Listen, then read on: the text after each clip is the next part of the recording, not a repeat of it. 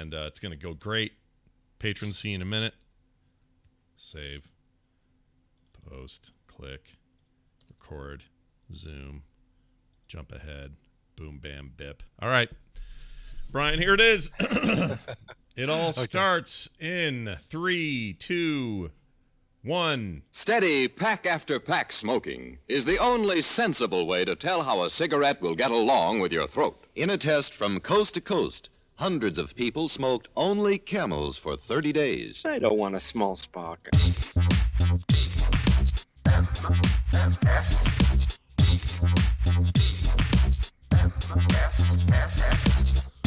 The morning stream.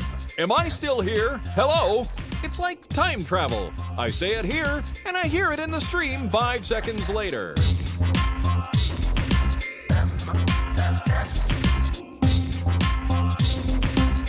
Hello, everybody. Welcome back to TMS. It is the morning stream for November 12th, 2019. I'm Scott Johnson. He is Brian Ibbett. Hi, Brian. Hi, Scott. How are you? I'm feeling very... Stepping into a Randy Deluxe drawl there. Hi, Scott. Never tell you about the time. I tell you about the time I use that voice every week. True story. True story. Yeah. The key to doing this voice every week is follow my 3 simple steps. That's right. Number 1. Yep. You can. It's all. It's like clockwork now. You can kind of predict it. Right. I am feeling very aloof today. That's the emotion I have. Aloof. Very aloof. Right. I kind of feel this sense of don't care, man. Is that a weird thing to feel? Like one of those rough shower sponges. Yes, I totally know exactly what you mean. I guess so. Just kind of like, yeah, whatever. Like you could walk in here and just fart on me and I'd go, all right, whatever, man. You do you. Wow. You be you. I don't know why. I don't know why I feel that way. I normally don't feel this way. Kim this morning's just like, hey, I got to run Oscar to school. Sarah's got something going on, so she asked if I'd help out. I'm like, cool. She's like, do you need this or that? Nah, I'm good. She's like, you okay? I'm like, yeah, I don't know. Are you thinking maybe more apathetic? I don't know if it's apathetic. I don't know. Apathetic would imply that I don't care what happens to other people. It's just I don't care what happens to my day. It's like... Okay, all right. Like, meh, whatever. You know. So it's okay, all right. Like it could rain right now, I'd be like, meh, whatever. I could walk outside, step in a dog turd, and go, meh, it's all right, it's fine. I don't need those shoes anyway. Yeah, I feel like aloof is more of a negative thing right now. You're mellow, like you're Marshall mellow right now. Pretty mellow is what you are. Yeah. I don't know what that's about. Chat says, do I smell toast? No toast. I know. It basically feels like how you feel after you've been beaten down so many times that it's like, oh, whatever. It's a little like that, although I don't even have anything to point to say, yeah, that was the final straw, now I don't care. It's not even like that. It's just, I don't know. Maybe it's, I don't know what it is. Like last night I had collard greens and black-eyed peas. It was like Southern night here at the house. Oh, nice. And it was very good. Very, very good. But it just kind of left me like, I don't know, just don't care now. I don't know what's up, but we'll see how it translates through the show. I have no idea. I don't know that I've ever been on a TMS where I felt quite this nonchalant about everything. Because usually I've got like 10 things in my head and I'm like, okay, I got to do this, got to do that, or I keep the show on track. What's going on with this? No, I like this. We're going to see where it goes. We're going to see where this mellowness takes us. Yeah. I'm curious. I like it. I'm excited to find out. And also how the peas got those black eyes. Yes. Right? Exactly. If you see something, say something. And also, those are beans, damn it. I hate that they're called black-eyed peas. There should be called black-eyed beans. Black-eyed beans? Yeah. Yeah. I mean, that's not as good dumb, Scott, because beans don't have eyes. I mean, I realize that they're legumes or whatever, and they're all part of the same pea family. But sure. Come on. Can we just pick one? Pick a side. They're either peas or they're beans. Either we're eating beans or we're eating peas. Which way do you want it? See, this is the kind of mood I'm in. All right. Okay. We'll see how it goes throughout the show. Seems like you care more about the peas and the beans more than if somebody were to fart on your face. That's all I'm saying. It's a good point. You made a good point. I actually do seem to have a stronger opinion about the beans than I do about somebody farting on me. So that's very weird. All right. So it's Disney Plus Day. It is, yes. I don't even know what you're supposed to do. I guess people who pre-ordered the deal to get the 2 years cheap or whatever, they've already done their... Three years, yeah. So I pre-bought the 3 years. I've got the 3 years. I downloaded the app. I don't know why I waited till this morning because I think I could have downloaded it. Oh, did they already have it? I Just didn't know nothing. if they were trying to do a big like 1-day launch or whatever, but Oh, maybe they were. In any case, I downloaded it this morning, logged in, and now I have tons of Disney content at my fingertips. have you hit play? Do you know if it works? I did. Yeah, I watched a short about BB-8 this morning called a BB-8 short. Mm-hmm. How was BB-8 short? Was it good? That was all right. Yeah. I just wanted to watch something I knew I wouldn't have time to watch, like, an episode of The Mandalorian, for example. But let me tell you what I like. I'll tell you what I don't like first. All right. What do you we'll not start like? with what I don't like. Yeah, give me that. When I click on the Marvel button on the homepage, Yeah. oh, now it works. This morning it wasn't working. It was saying, sorry, that's not working right. Your internet doesn't seem to be working right now. Oh, no, it sounds like their internet doesn't seem to be I could click working. on Disney, I could click on Pixar, I could click on Star Wars and all that stuff, and I would get screens of that content. But Marvel Interesting. wasn't working. Now it appears to be working. Let me tell you now what I do like. All right. I go to Marvel.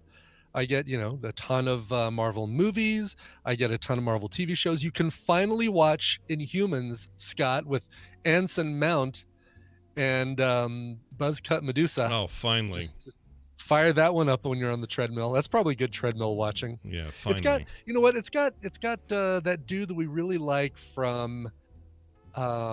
He was on Lost. He was one of the batch of people that came in off of the plane in the later season where you had Charlotte and Oh, yeah, season 2 people, kind of. oh no season 2 people introduced us to the tailies. Oh, right. Oh, Season 4 I think is where you got like Charlotte and That's right. I get that You're all My mixed up. Constant and those people. Yeah, all that horse shite. Anyway, the guy who plays Karnak is one of those guys, and he's one of those guys you see in all these shows and you're like, oh, I really like that guy. Mm-hmm. Anyway, so Nice. that's it. That's what makes Inhumans maybe worth. You think it's worth just ripping through and just seeing it? Like, Yeah. you think so? Okay. I would I take think your opinion on that before most. Because most know what? people have told me just avoid it like the plague, but Maybe not, because I'm Yeah. thinking about it's like, did you ever watch Iron Fist, or did everybody's reviews scare you away from Iron Fist? I watched the first season of Iron Fist and disliked it greatly. Okay, then don't watch Inhumans, because I think I think that there's a love that I have for the original property that made me tolerate a lot of the garbage that came with that. I still stand behind Iron Fist not being as bad as people say. Mm-hmm. But because I think people were comparing it to how great Daredevil was and how great Luke Cage and Jessica Jones were, and Iron Fist was just like, oh man, kind of a letdown. But I think on its own, if we were given that first, we would have said this is pretty good. Daredevil's even better, but I think we would have liked Iron Fist a lot more. Well, I think that if I had maybe given season 2 and 3 a chance, it could have grown on me. Because I won't say I hated it the way other people talk down about that thing. But Inhumans was just everyone just was so warning me against it. It's like, do not waste your time. Yeah, don't don't waste your time with Inhumans. And even you, where you're like a huge fan of all things Marvel, and you're willing to take I take sat one down for and the watched team. the whole damn thing in Right. hopes. It does have your Ramsey Bolton in it. It's got your Anson Mount and your Ramsey Bolton. I like that kid. Yeah, but I you say can kid. He's probably 30. you can bypass that. One thing I will say about Iron Fist. All right, sure, Danny Rand, the actor that played him, was kind of meh, but gave us a great Colleen Wing. We need a series. Disney Plus, give us a Colleen Wing series. She was a 'Cause standout. She's fantastic. Yeah, she was great. She was. Yeah. Yeah. So you think what was I going to say about that? I had a thing to say, and that. Oh, do you think they're just done with that though? That'll never happen again. They're not going to reboot it, or okay. I don't see us ever getting any more. No, I take that back. I'll never say never. I don't see us getting any of the Marvel Knights live action stuff on Disney Plus for a while. Okay. I think that they're all their eggs are in the WandaVision and the Winter Soldier, Falcon, Loki series. Yeah. So I think we're gonna get those, and if those do well, then maybe we'll see, maybe we'll see a Jessica Jones season. Yeah, I mean, because 4 they've got from so it. much stuff coming out right away that you got to give this stuff some time to see how the other shows land, and then we'll see. I was bummed that there weren't more of the what's the big group up called on that they did on Netflix? What are they called? The Defenders. Defenders. I would have liked more of that. I like the team up stuff. That would have been cool. I did too. I thought that was really good. All right, so I never really got to say what I really like. So you go into the Marvel area. Let's say you go over to Avengers Endgame. It's the first movie that they're pushing on here, and you go to extras, and holy cow, they give you all the stuff that was on the Blu-ray, like all of the featurettes, the audio commentaries, the Brothor, the casting, gag reels, deleted scenes. It's amazing. Like you get all that stuff with this, and I wish Netflix could figure out a way to do that same thing. Yeah, that'd be cool, right? I do like Yeah. that. I like that a lot. By the way, that's really the biggest reason I buy the Marvel Blu-rays is because I want the extra BS. sure. I just tried to get in. I'm getting a screen that says, here, let me show in the chat room. I don't know if you can see it, but I got a picture of Oh yeah, that's the one I got when I clicked on the Marvel banner with Wreck-It Ralph and Penelope holding little Wi-Fi signals. Yep. Saying, I don't know. Yeah, and his is low, hers is high. It says unable to connect to D ... Oh, you can't get the D. What's with I the can't get the D. what's with the crappy truncation there, Disney? And then we got there seems to be an issue connecting to the Disney Plus service. Please try again later if the issue persists. I can't get in. I think this is just launch day, so what are you gonna do? I signed up for my free trial, so it's fine. It's fine. Oh, I thought you got in. I thought you got in on the D23. I was too late. special price. Yep, I was too late. But didn't you get in on one? I thought you got in on one later. No. No, they said that there was another one. It was Nicole or somebody had said that, and I rushed out to check it, and it said that the link was dead and it was no longer a thing. The code didn't work anymore. I think we did it on the air, didn't we? I think we may have done it right here. Yeah, we may have. I can't remember now. Yeah, but maybe they're blocking me. I don't know. Not getting the D. Yeah, no ambivalence here, says Walt Disney. None today. Anyway, I'm excited to check it out. I did watch the first episode of that their All Mankind deal. Oh, so you hooked up your Apple Plus? I did because again I was like, so my brother-in-law Steve texts me and says, "Hey, for some reason I haven't bought anything lately, and it still gave me a year for free. So you should just go do it because you probably more than me have gotten other stuff." And I said, "Well, all right, I'll try it." No, it just gave me the 7-day trial. It's not giving me a year. So I don't know why, but he got lucky. Anyway, so I thought, well, I got it. I may as well watch one of these while I get some other stuff done. And I like it so far. I've only seen the first episode, but cool. That's the one I'm most excited about. It's a cool idea. It's a great alternate history thing. It's a little bummery because it's a morale tale. It's a tale of lost morale. And when you change the historic record and say Russia snuck in and got to the moon before we did, and given the Cold War status in the 60s and how tightly wound that race to space was, everybody's super bummed. Like, not just Joel Kinnaman, who always looks bummed. Like, everybody's bummed in a way that's like, oh, yeah, this would have been a serious bummer. Like, this would have been a really hard blow to that American psyche of 1969. And the way they handled it is really interesting. So, it's different, say, than, well, so far, I don't know where this is headed. But, like, with Man in the High Castle, it's like, well, if the Nazis won, here's all the horrible things that would happen. Yeah. In its wake. In this case, it's like, well, you just didn't make it to the moon first, so now what? And so I don't know what that means. Like, long term for the show, where does the drama really get drummed up? Sure. But so far, it's intriguing. I'm into it. Cool. Yeah. Oh, I'm excited to see it. Yeah, that's one I'm looking forward to. And I was calling it Man in the High Spaceship. Well, I also thought it was called Red Moon for the longest time because at the beginning they drop a screen title, a late title card that says Red Moon.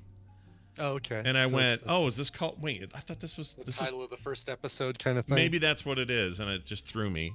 So for a while I thought, well, maybe the show's called Red Moon. No, it's called For All Mankind. Anyway, just hearing like a Russian guy stand on or getting out of the capsule going, and you're just like, that's not as good as One Small Step for Man. It just Does kind he of plant I'm sure he plants a Russian flag. Oh yeah. Does, Sickle and what's the equivalent of golf? Like whacking a golf ball, like our astronauts did. What's the Russian? Drink bottle of vodka up on moon, and that's how we mark it. That is our territory. I pee on the moon. I as far as I know, they'll probably in the next episode go more into what they did while they were up there. But the first episode is just all about everybody seeing this on TV and just being like collectively nationally depressed about it. Like everybody's just like, ugh, I can't believe they beat us to this. And now the government's all pissed because intelligence said they weren't even close to that rocket being ready. But then it was. And I don't know how adherent this is to any historical record, but it's fun to I like exploring alternate history. I think that's fun. There's a fun quality to that. I'm into it. So keep it up, guys. I'll check out your second episode, and we'll see if we continue from there. Well done, Ron Moore, is what I'm saying. Very good. I guess he's done making, what was that porny thing he did before this? Not porny. It had a lot of nudity in it, though. What was it called? I don't know. What did Outlander? Yeah, Outlanders. Lots of nudity. I didn't know that it was porny. Oh, very porny. Well, I think it was a Stars original, and Stars is all about bring out the boobs and bring out the wieners. Right. So I think they had a lot of wiener. Bring out the boobs. Bring out the wieners. I still have never seen a single episode of that or read any of those books, but I hear it's good. So I probably should go this. Bring out the boobs. I love that you have a bell handy. Bring what is out that? The wieners. What kind of bell is that? What is that bell? This is my Colorado Mammoth Stamp Out Cancer Night bell. So when Tina was out on the field talking about beating cancer with a bunch of other people who were survivors. Yeah. They had a kid out there who came out and rang his bell because he had just finished chemo that day, which is this like what you do when you finish chemo and when you finish radiation. The hospitals have a bell that you ring like crazy to say, "I'm done." Wow. Done with that. Wow, that's cool. I didn't know they did that.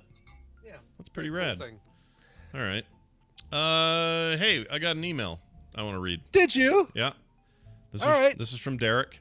Derek wrote in, says, "Hey, Scott and Brian, regarding your non-food from TMS 1823," which, by the way, I guess we've gotten a few people who've tried the slender cut roast beef on naan with a slim slice of cheese and then a bunch of kimchi. We're spreading the word far and wide. It's really good. Anyway, He says, "I want to let you know about an amazing food truck that my city, Edmonton, Canada, right next to Toronto, has. It's called Rabscallions, and they do tacos made with green onion cakes. If you've never had a green onion cake, it's basically a savory pancake style creation with amazingly green onions. They're usually dipped in sweet chili sauce, and I'm in heaven. The food truck uses these as a base for its tacos. My personal favorite is the pork belly one because they sear one side, and when the skin is crispy, the rest is juicy. It is so freaking good." Oh, that sounds awesome. I like a good savory pancake. Crazy Neighbor makes bacon cheddar pancakes. Ooh. And so you take out, you don't do any sugar, you don't do any vanilla extract. You grate some cheese in there, and you put little bacon bits and stuff in there, and not bacon bits from a shake on, but like you make some actual bacon, chop it up, and put not the crappy stuff your mom had in the not the crappy thing. stuff. Yeah. By the way, are they? Is it scallions or green onions? Which is it, Scott? Yeah, which is it? It's Rabscallions or is it Rab Onions? What are we doing? Chat room, there's your website. I also put a link in the chat. They have a menu. It looks great. That looks really good. And it looks like they're using all this. Well, they got other things like mango pudding, some spring rolls, roast pork bellies.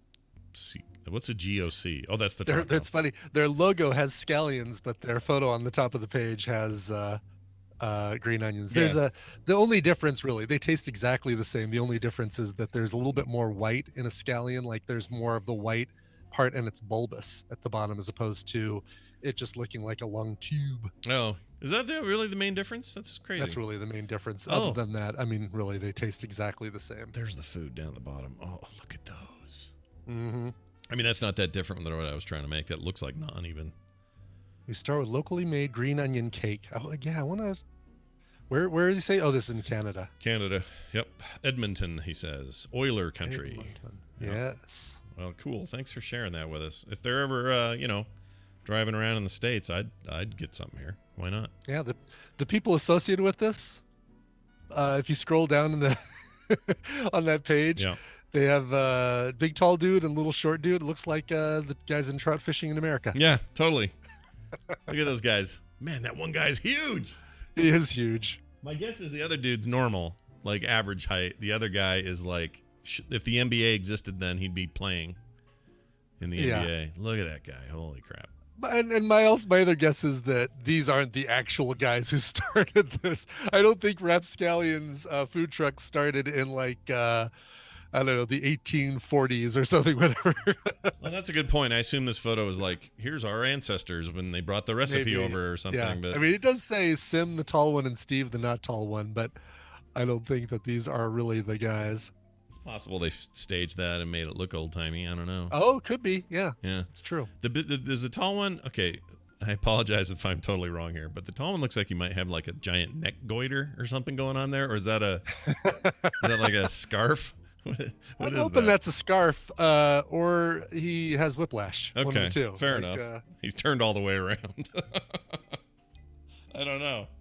I don't know what to make of it. It's a good look, though. Anyway, It is. rapscallions.ca if you're at home listening to this and wondering if you can check this I wonder out. if there's a place locally you could get green onion cakes. I think I want some. Gotta be. Let's see. Green onion cakes, Utah. Yeah. Well, there's recipes, so that's good. And then there's, let's see, green onion cakes, all recipes, Wow. When you do a search for green onion cakes, the first thing that comes up, recommendation in Google, is green onion cakes Edmonton. Oh, So, wow, that's hilarious. wow. Yeah, that place is well known. Oh, yeah, here's a whole bunch of cinnamon. The Cinnamon Grill, Xavier has it. Wow. There's restaurants that have it. But I'm guessing, I'm not seeing any here in Denver. but it So I might have does, to be the first. there's so many Edmonton references. This must be just like a super popular thing there. Maybe. Yeah. All right. Cool. Derek? All right, gonna have to make one of those. Yep. Derek, thanks for sending Hey, that. That was awesome. Yeah. Jamie, TMS Mashups, Mhm. let me know about this. It is Tadpole Santa time, so it's like Secret Santa, except it's Tadpole Santa. Uh-huh. Grr. Yep. Signups end in 8 days. So, because you got to have some time to buy something, you got to have some time to ship it. Some lucky SOB is going to get me as a Secret Santa, Yeah. like as the person who sends their gift. They're Right. unlucky if they draw my name and have to get me something, obviously, Sure. because they will face endless ridicule if their Tad Santa gift does not measure up. That sounds right. Anyway, if you go to bit.ly/Tad Santa 2019, you can sign up, or just go to the Facebook Tadpole group and sign up there. But Yep. now is the time to sign up. Yeah, I'm for glad he Tad made Santa. another link in case people there are people who hate Facebook and don't want to go there, so it's good that we have an alternative, I guess. Unless that just forwards to the Facebook page, does it? I'm finding out right now. It might. We'll see. We'll see what That happens. would be funny. I'm like, It's awfully slow. I'm going to it right now. oh, and it's just a going to- doc. Okay, cool. No, it's a form. Oh, good. That's It's the awesome. sign up doc. Okay. Yeah, that's good. perfect. I need it. God, it's taking forever to pull up on my machine. There we go. Finally went through there. I'm gonna do. I'm this. signed up. Scott, are you gonna finally sign up for this? Yeah, I totally am You're this gonna- year. Yeah. It's Never in sure. the past. It's never been about like not wanting to. It's usually because I don't want to go fill something out. But today this looks easy, so I'm just gonna do this. I'm totally gonna do it. I'm getting in. This is my year, man. Watch out, Good, all right, everybody. good. Scott's in for the Good. win. I'll just say my nickname is Scott Johnson because that's what I go under. All right, I'll do that later, but that's exciting. Thank you, Jamie, for the reminder. And if you haven't participated in it before, it's a super cool thing. You should get involved, everybody. Have some fun with Santa Claus. All right. Brian, time Yes, for, I think we should do the news now. So I'm just going to say that we do. Damn And Skippy. do this right here.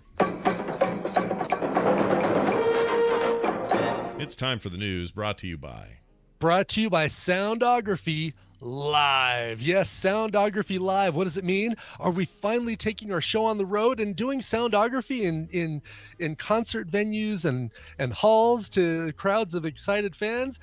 No, it means that we listen to the entire catalog of Live, and we want to talk about it. Everything from throwing copper to catching copper.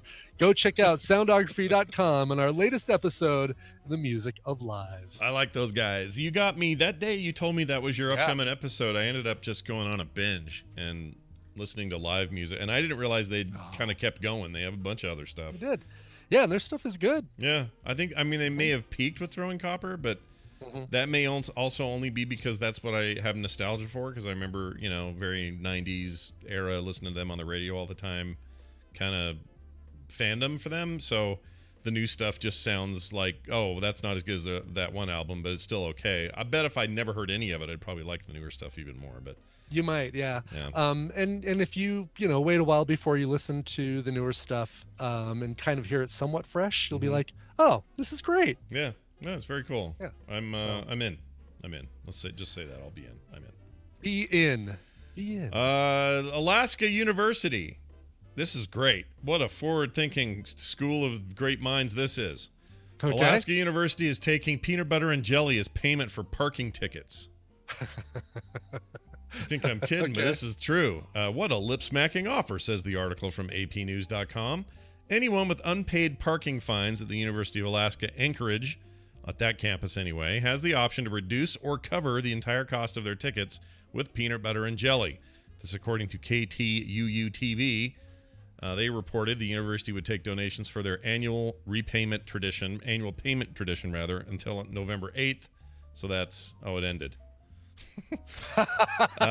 Well, I don't think we were really, telling this to people as a public service. No. I think it's more we were telling this as like that's interesting kind of story. Good point. Yeah, nobody's going to rush out and take care of this because of us. So sorry, listeners at the University of Alaska in Anchorage. Yep. You've missed your opportunity. But this was the idea. It was actually to help student hunger. There's some students who are, having it rough. So anyway, they say the food goes to students in need. University officials say each person could use PB&J payments for 2 citations issued in the last 45 days. Officials say 2 16-ounce or 454-gram jars offer a $10 credit. 3 jars offer a $35 credit, and 5 jars of peanut butter offer a $60 credit. Officials say any unopened commercially produced nut butter, almond, cashew, peanut butter, or flavored jam or jelly or marmalade or preserves would be accepted. Boy, so glad they're expanding the PB&J to include jellies, marmalades, and preserves. and non-peanut varieties of butter. Right. And it's a very progressive attitude. Here's the thing. I'm glad it's not just sandwiches. That would be weird, and I think you'd ask for trouble if people just showed up with baggies with Yeah, would you want to, it's like, all right, I made these peanut butter sandwiches you can just give to the hungry kids. That's right. I use my finger because I don't like knives. I swear there's no sleepy time powder in any of these. None of these have roofies. And the nuts were definitely not in my mouth before they were back on the bread. Yeah, I don't trust any of that. Yeah. Like I wouldn't like you better be in the jar and it better be sealed or freaking F off. Right. Or I'm not buying. All right, here's another good story. Hey, remember Madonna? She was a thing for a while. Yeah, I remember Madonna. Yeah. She just put out an album earlier this year. I listened to it. And how was it? Actually, it was under mediocre. Gotcha. Like, not even, I would say, not good. Her best last work for me was,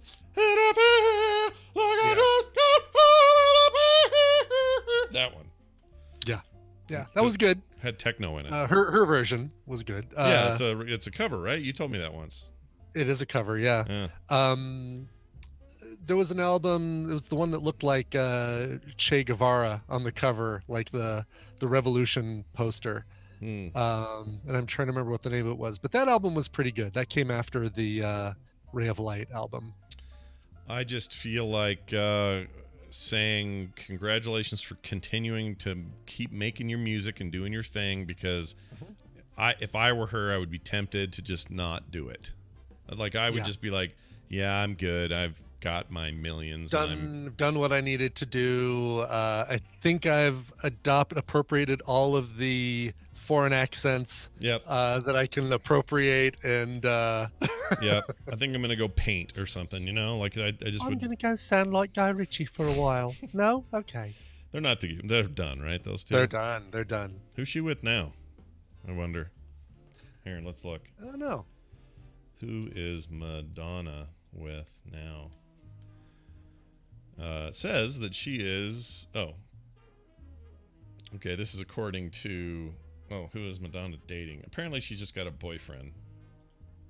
Well, yeah, that counts. It does. Oh, okay. Never mind. She's married now. What? Oh, is she okay? All right. Who's she So, married so to? here it is. Madonna has divorced twice until now. Sean Penn was her first husband. Right. He kept bringing Guy a pizza Ritchie. to class, and she was like, "That's it. I can't take it." If you're here and I'm here, doesn't that make it our marriage? Let's see. 2 years. Oh, that was all they were together for? Wow. They were only together 2 years.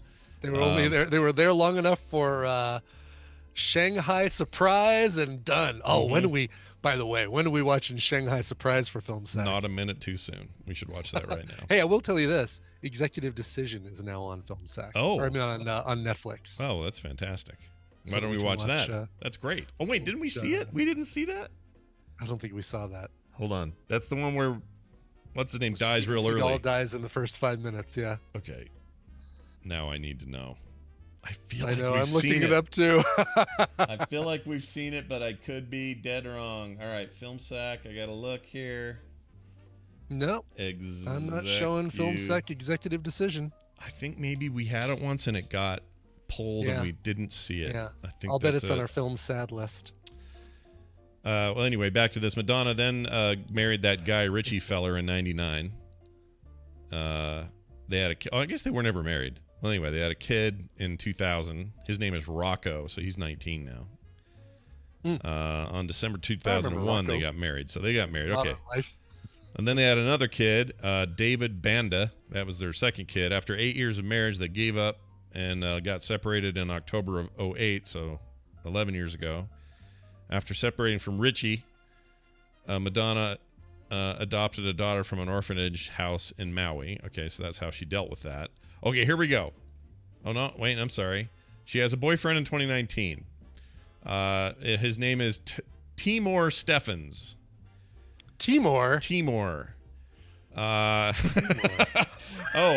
now she's with Short Carrier. What? Someone named Short Carrier. Yeah. Hold on. Her most popular album, Ray of Light, which is given the best Grammy Award. Is this on Snopes? It says it's on lovebirdsblog.com. I don't know. Do planes land on him?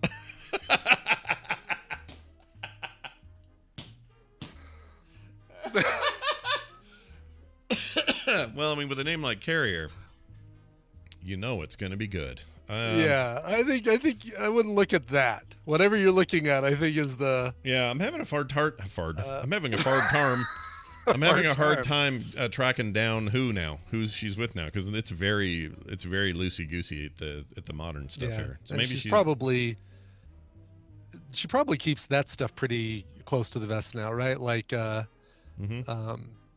know that she's kind of stepped away from the really big celebrity lifestyle and just kind of releases stuff, promotes it, and then kind of slips back into the shadows. Recedes back into her cave. Correct. Yes, I'm looking to see here. Madam X she released, and it was bleh. We listened to that one, which came out earlier this year. Yeah. Well, Madam X is the tour she's on. Well, actually, so here's the story. A Florida man is suing Madonna. Okay. Saying her maybe this will give us some insight. Yeah. Said that her 10:30 p.m. concert date is too late. There's something you all need to understand, Madonna said during her Las Vegas concert, which while she was perched atop a piano, legs swinging. And that is that a queen is never late, she says. Oh. And then she went, Just kidding. The megastar. Really? We're going to call her that still? That's fine. Whatever. She is. I think it's like being a president. Once a president, always a president. Once a megastar, always a megastar. Yeah, she carved out a huge success. I can't. I mean, who can take that from her? Nobody. Right. Yeah, don't try taking that from her. No. I think she worked hard for that, Scott. She did. She worked hard for the money. She worked so hard you better for treat her right. The megastar spoke those words to fans during the show this week, posted the video on Twitter on Saturday, and despite the cheers that came from the crowd, not everyone agrees. One Florida man is betting the law won't agree either. Nate Hollander is taking the singer to court over her late start times. He said in a lawsuit Monday in Miami-Dade court against both Live Nation and Madonna, he alleges the change in start times for her Madam X tour is a breach of contract made between the singer and the ticket buyer. In August, when Hollander bought the tickets to the Madonna show in Fillmore Beach, or wherever the hell that is, the concert was scheduled to begin at 8:30. The lawsuit alleges, but on October 23rd, Madonna and Live Nation changed the start time of that show to and several others to 10:30 p.m. according to the suit. So he's suing her for the 2-hour late change to the deal. What's he expecting to get out of this? I don't know, like a copy of that book where she's naked in it. Remember that one? Sex. Yeah, was that called Sex? Was that all it was? It was just called Sex? Yeah, it was just called Sex. Okay. Yeah. And what was there was a documentary where her and Ned Beatty, or not with Ned Beatty, Warren Beatty were. Oh, that'd be great. Truth or Dare is the documentary you're thinking about. Wrong Beatty. And Erotica was the album that came out around the same time as the sex book. But that was definitely her like, she's like 28 to 32 or somewhere, where she was deciding that it was all about the sexy time. Yeah. And then later she wore a lot of sweaters after that, and then became she wore a lot of sweaters? I have a memory that she would show up in sweaters a lot for some reason. When did you kiss Britney Spears? When was that? That was a thing. Yeah, that was MTV Video Music Awards 2004, 2005? Earlier than that? I would have put it. Wombat says 2000. 2000, okay. Was it before the towers fell? Before? I think 2000's correct. Tanagra? Yeah, Brian. Madonna, her arms open wide. Brian wasn't referring to 9/11, you guys. He was talking about the Star Trek reference, just to stave off any emails, because you said before the towers fell in 2000. And well, I was using that term as the Jalad and Tanagra. I before see. 2001. You connected them. All right, well, send those emails then. It's fine. Yeah, send this. I deserve the emails. Yeah, if you it's know. okay. Yeah, get those in. I'm not making light of it. It was a rough day. Yes. That's the most obvious thing I could ever say in my life. 9/11. That was a rough day.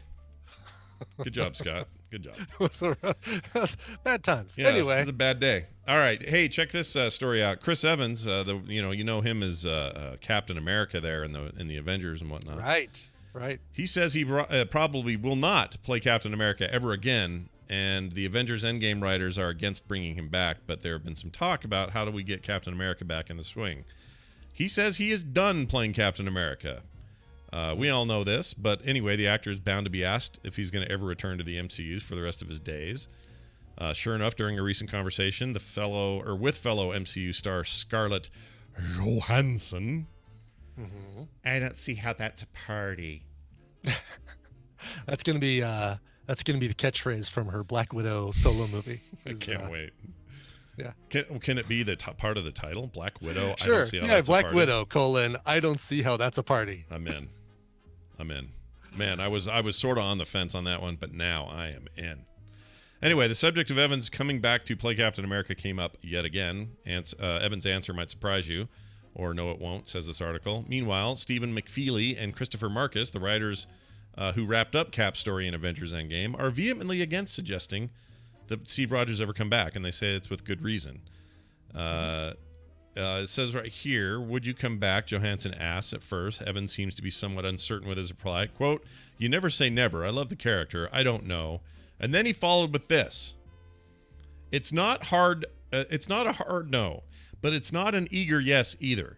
There are things, there are other things that I'm working on right now. I think Cap has such a tricky act to stick the landing, and I think they did a really nice job letting him complete his journey. If you're going to revisit it, it can't be a cash grab. Well, that's what it would be, though. Right? Yeah, totally. I think they wrapped up his story really nicely. And I think, if they follow the Marvel direction, then Falcon picks up the Captain America handle or, mantle for a little while. And I think it's a really cool direction. But eventually, like say 10 years from now, I could see a new guy playing a new series of Captain America films, just like the comics reboot sometimes. And, I think that would be fine. I think we found this other Captain America in the multiverse. Yeah, totally. Hey, have you seen you haven't seen Parasite, right? The new movie. What that is. So there's a new the Korean director. I forgot his name. Ho Pung Yuk or whatever his name is. Anyway, he did seems like a really good idea to try and guess that one. Well, it's part of my ambivalence today. But anyway, he was a he did that Snowpiercer deal that we like. And okay. Yeah, great director. Did Troll or Troll Hunter, whatever it was. Anyway, so he has got this new thing called Parasite, which everyone is screaming, raving about. Like, it is so good, they say. But as best I can tell, it's just kind of a movie about people doing stuff. Like, it's not like it's science. Every movie science about fiction. People doing stuff. I mean, it's not science fiction. It's not genre or whatever. So this is in theaters. It is in theaters. People are talking. And it's like an artsy theaters. Like, so it's only at the Alamo Draft House. Oh, here we go. Harkins, Century Boulder. Oh, here we go. AMC. It's at a couple of AMC theaters. I could go see it with my. Well, there's a lot of talk of like top 10 Oscar movies. Oh, really? Okay. And if that's true, I'm a little bummed, and I don't know why I feel this way, and I think I figured it out. It's Korean subtitles, or it's English subtitles, Korean language film. Sure. Now, for most people, you hear that and go, "Oh, that's fine. What's the problem? It's subtitles once in a while. You got to do that. It's no big deal." The subtitles are recipes from the British Bake Off. Well, that would definitely be weird. But in my case, I struggle with it because when I hear Korean people talking, it's like I'm hearing my brother and his wife argue. It's hard to explain. Argue. Yeah, specifically argue, because they are always arguing and they're always doing it in rapid fire Korean, and it's out of everyone. I don't know enough Korean to know what they're really saying with the exception of a couple of words. Would they argue in like regular speaking voices to kind of hide the fact that they were arguing? Like, no. Why do you always have to be such a pain in the ass? It was. Well, you know what? Actually, that's kind of the tone. That's kind of. I wish you weren't a lying liar that lies. Yeah, it is a little bit like that. And I'll always say to them, "English only, please. English." I'll say that just to piss them off because they're already irritated with me. But anyway, so I was kind of hoping that this was about like a science fiction Parasite thing, but no, it's about a young man who comes from a poor household who begins to tutor a rich family's daughter, leading to his parents and sister also infiltrating the wealthy lives. Yeah. Interesting. So like he's in there and then they're like, let's see if we can get some of that stuff too. Mm-hmm. And apparently it is equal parts funny, emotional, and then freaky in the end. Like apparently toward the end things get nuts. So it sounds amazing, and I'm gonna see it. I don't even know why I thought of this just now. Wow.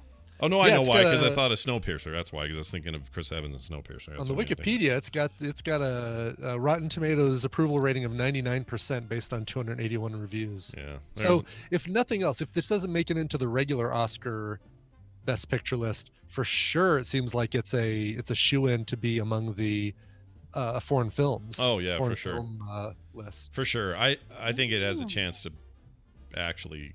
I think it's the best reviewed movie of the year. So I gotta see Midway. Got to see Dr. Sleep. Got to go to that by myself. Thank you very much. Yep. And then got to go to Parasite. Apparently. Yeah. Apparently, you're gonna want to see that one. Okay. Oh, and Lighthouse. Right. Lighthouse. I still got to see. I don't watch the news. Yeah. White House looks so good, and I don't even know why. I think I just like the trippy, intense black and white business. There's something and about the fact it. that it's reverse letterbox, like it's yeah. What is that, anamorphic? What do they call that when it's? I forgot what that's called. Not anamorphic. Like it's like when the TV set, old 70s TV show. Yeah, size. the 4x3, almost like silent film era where everything was just square. Like yeah, that's interesting to me. What do they call it? Pillboxed. Pillboxed. I think TV's Travis made that up, but if it's not, if he didn't make that up, that's a great designation. You know who's a really, really nice guy? TV's Travis? TV's Travis. He's a super nice guy. I just listened to his interview with Alex today, which I should actually promote it, but it's going to be on the feed later. I won't say why. Bert, I won't say why Travis got interviewed by Alex. Oops. Listen, if you care about this, you already heard the judging and elimination episode yesterday. So yeah, that's true. If you're caught up, you know what's going on. Anyway, it was a great interview. He's a cool. super nice guy. Yeah, he reached out yesterday with some stuff, and it was very nice. He's super cool. He is. All right, moving down the road here. Oh yeah, Yes. So no more Captain America from Chris Evans. He's out. Right. Who would you like to see? Let's say. If I had to pick Let's see, somebody now, what's the direction I want to go with this? Do we say what other current superhero would you like to see take the? No, let's say what current actor. Like, let's say they have to do they're finding a new Captain America that was in one of these multiverses that got opened up with the Thanos business. Who would you like to see step in as maybe a younger Captain America? That See, Chris Evans was able to so deftly cover both rugged and handsome and mature, and smart, Boy Scout looking. Like, he looks like a freaking Boy Scout. Yeah, he's so perfectly cast. Which I actually didn't think when I heard about the casting. I went, that's weird. He's kind of skinny and not really, I thought that was weird, but I was totally wrong. He was perfect. So now it's hard for me to imagine anybody else. I don't know. Yeah. I don't know who it would be. The Rock. I'm not putting The Rock in there. The chat room with The Rock. Jim Parsons. Oh, we're going the wrong direction here. Yeah, Jim Parsons. He's your guy. He's your man. I don't know. I'm sure there's somebody I'm just not thinking of. It's so easy to make him. The kid who played Baby Driver, maybe. What's his name? I forgot his name. That's not Anton Elgort. Who's that? That's McManus. No, what's his name? Ansel Elgort. There Ansel it is. Elgort. Yeah, it's a weird name. Yeah, the dude. He's the dude from the Solo deal, right? Oh, scratch that. Forget it. We have the answer. It's John Hamm. You bring in John Hamm from an alternate dimension. He's the guy who got sent back. He's a or guy who got frozen in ice. I don't think I could take him seriously. It'd be too comedic for me somehow. I don't know why. You think? Yeah, I don't know why. I feel like if John Hamm. Our first experience with John Hamm was Don Draper. Yeah, man. but every other experience you have with John Hamm is comedic. It's comedic. Yeah. So I don't even think of John Hamm as a serious actor anymore, and it's bad to say because I know he is. But everything I've seen him in, like recently, what did I see him in? Oh, the thing, the British thing, Blue Omens. Blue Omens? Good Omens. Oh, Good Omens. Oh, yeah. He was Gabriel, and he was ridiculous and amazing, but ridiculous. So I don't know. I feel like it would be a stunt cast. It just wouldn't work. I don't know why. Okay. All right. We've settled Captain America, played by Flea from the Red Hot Chili Peppers. I got it. Will he wear a sock on his penis sock or no? Yes, but it'll be red, white, and blue. Okay. It'll be made out of vibranium. The strongest sock known to man. And we get Anthony Kiedis to do a cameo, and everything's good. Yeah, thanks. No thanks. Final. You know what? No more stories. We're done. Hey, Bill Duran coming up next. We're going to talk about the world of making things. We missed him last week, so bringing him on back in here. Also, Justin Robert Young with a little bit of jury duty and more. So stick around after this song. Which song Brian will now explain to us. Max Seal, Scott. Max Seal. You're thinking to yourself, is that a new application that I might use on my computer to prevent viruses? No. Well, it might be, but no. It's a band. They're embarking on their Super Enthusiast tour this weekend, and then they're going to be hitting the road in 2020 with Chris Farren. This is their full-length debut. They've released some EPs in the past, but this is their full-length debut called Super Enthusiast. It came out last Friday. Really, really good stuff. This is my kind of stuff. Kind of a uppity guitar pop kind of stuff that I really like power pop. Multi-part harmonies mixed with math rock riffs and J Mascis inspired solos. He's that dude from Dinosaur Jr.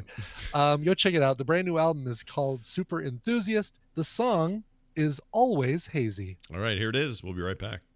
Noted throat specialists made weekly examinations and reported Not one single case of throat irritation due to smoking Camels.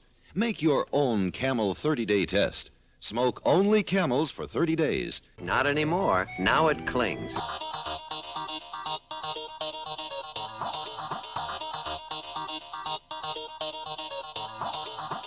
The morning stream.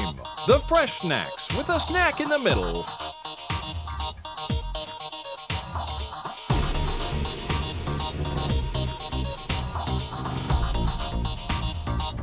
All right, we're back, everybody. We are back. Yes. So usually, as we're wrapping up the last news article, Yeah. I start getting up the information about the band that we're playing, and I got so caught up talking about Captain America that I didn't do it. So I had to stall, had to vamp a little bit, as the kids call it, as Madonna called it, vamping. She was a vamper.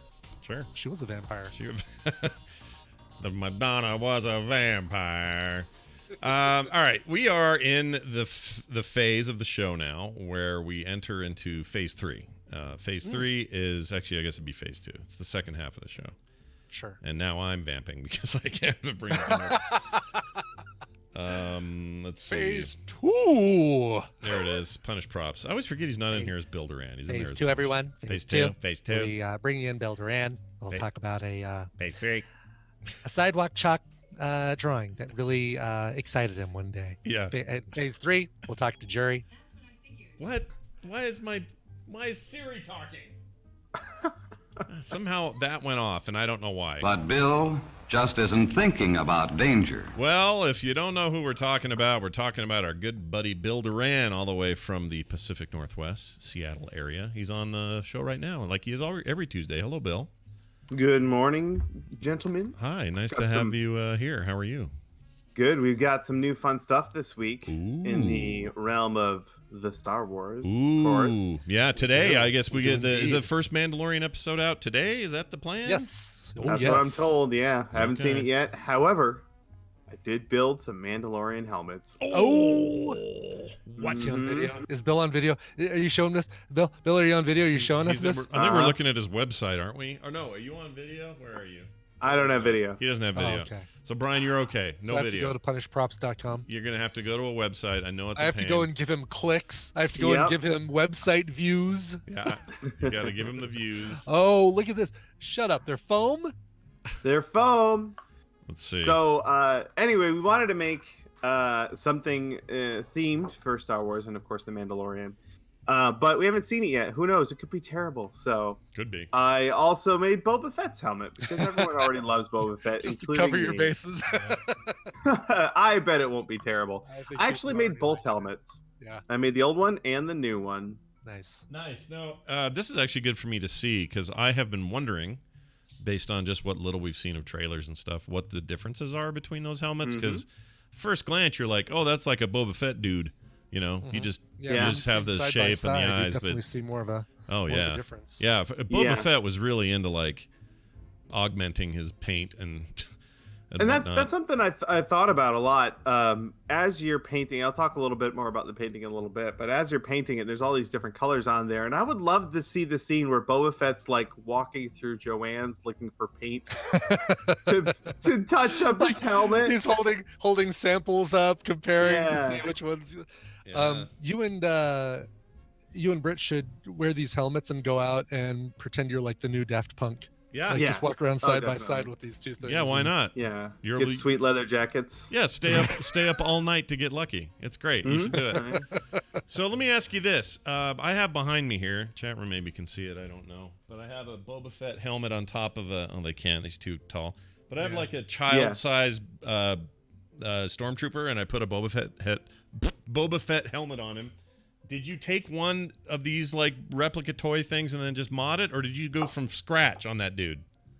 I did mine from scratch. I didn't have one to work off of, and it seemed silly to buy one if I was just going to build one. So Sure. I made a rough 3D model of the helmet and used that to create my patterns. Right. It was quite a process, a bit of prototyping to get it all to work really well in foam. But I made several helmets to get it there. And the cool thing is, because I was able to really refine that pattern, I have a couple of really good patterns for those 2 helmets. And of course, they are free if people want to go download them and make their own. Yeah. Nice. Part of the inspiration for this project was that we recently hit 500,000 subscribers on YouTube, which is a ridiculous milestone. And we like to celebrate those ridiculous milestones by making our viewers build stuff. So at 100,000, we had everyone build Malcolm Reynolds' gun. And then at 250, we had our own dagger that we designed. And then for 500, the timing worked up so well. We're like, hey, let's do Mando helmets.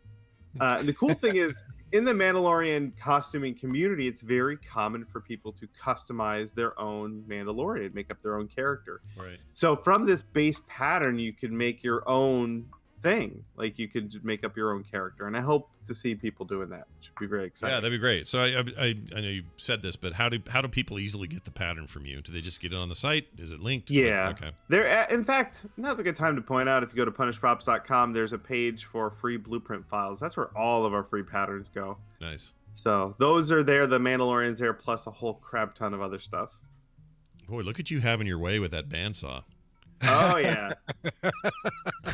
It bends all the way. Yeah. I had no idea those things even did that. So this is new. That's how you get nice angle. About 45 degrees. Oh, yeah, look at that. So you get the... Okay, I get the point of it now. Because I can see why you're do such a great job with making these things look like metal, Yeah. Seeing the foam, seeing you do the brush on stuff for the foam, and waiting until you get to like the phase where you spray it to make it look, oh, there it is right there. Dang, that's amazing. Let me ask you this. Is there, when you wear these as a helmet versus you making something out of metals, is this, obviously it's lighter. Yep. So, and for cosplayers, that makes a difference for sort of your, surviving the day at the con. Oh, yeah. But is it cooler? Are there other benefits to the fact that you've made it out of foam outside of, it's just a good malleable material to work with? No, not really. Yeah. They're quite warm. Yeah. I was going to say a metal helmet would be very warm too. Sure. But the foam is literally insulation, so. Oh, that's a good point. Yeah, all the heat's definitely going to stay in. Man, I don't know how you knew how to. This is the part where I would, like the part where you had to make the little cheekbone enclave thing. Yeah, I made that a few times to get it right. Geez, see the videos. The videos yeah. they make you think, oh, Bill just threw this together like some kind of, like it's nothing. But obviously, some of this takes longer.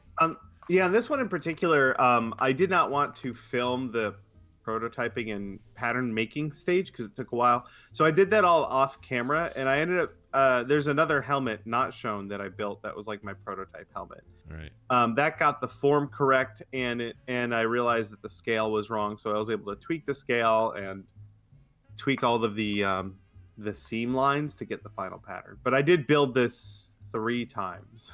Oh wow. Yeah. Well, two, like one Boba Fett, one Mandalorian, and then one prototype. And one prototype, yeah. Oh, okay. Now for the painting, 2 very different paint jobs.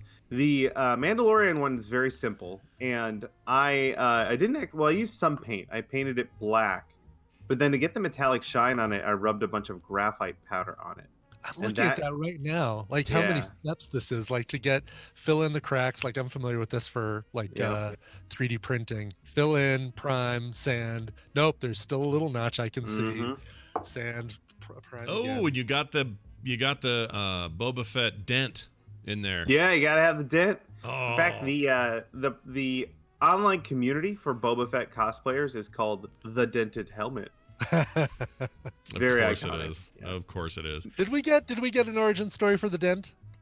I'm sure there is. I did not look it up. I'm sure there is. Yeah, now. I'm trying to remember. Brian, his original. Although who knows if it's still canon anymore? George Lucas's original name for him was Boba Dent. I don't know if you knew that. Boba Dent. Yeah. Boba Dent. Yeah, Boba Dent. Boba Dent. Boba Now, Dent. Yeah. the paint job. The paint job on Boba Fett is deceptively challenging. You forget he's got all those layers of chipped paint on there. Like I was saying before, it's as if he went into Lowe's and got his favorite spray paint. And, just added layers of paint, and then they started chipping off over the years. So I did all mine by hand painting them, and I think it worked okay. It just kind of took a while, but it is deceptively challenging. Yeah. And then that rangefinder you mentioned, I put magnets in it so that I could remove it for painting, but also if it has to travel, I can pull that out and it won't break off. But also, it still rotates around the magnet, so it worked really well. Yeah, the one on the replica I have falls off constantly. It drives me crazy. I wish it was a magnet. Yeah. Yeah. Magnets. Is it even up there now? Yeah, it's sort of up there. But it feels dumb not to have it on. It's freaking Boba Fett. You're gonna take it I know, right? off. Yeah. Mm-hmm. What kind of monster would you be if you took that off? Yeah. Very nice. These look great. And, of course, the videos are top to bottom, the entire process. It is, yeah. Very thorough. Make sure you go get your patterns and work on these because I want to see what some of your fans make. I mean, that looks like a metal helmet. I can't even believe I'm not looking at a metal helmet. That's insane. Yeah. That and when you put some fun lights on it, that graphite finish on the Mandalorian helmet looks so good. That's crazy. Hey, tell me about this thing that you put inside of it. What is that? Oh, that's to create the shield.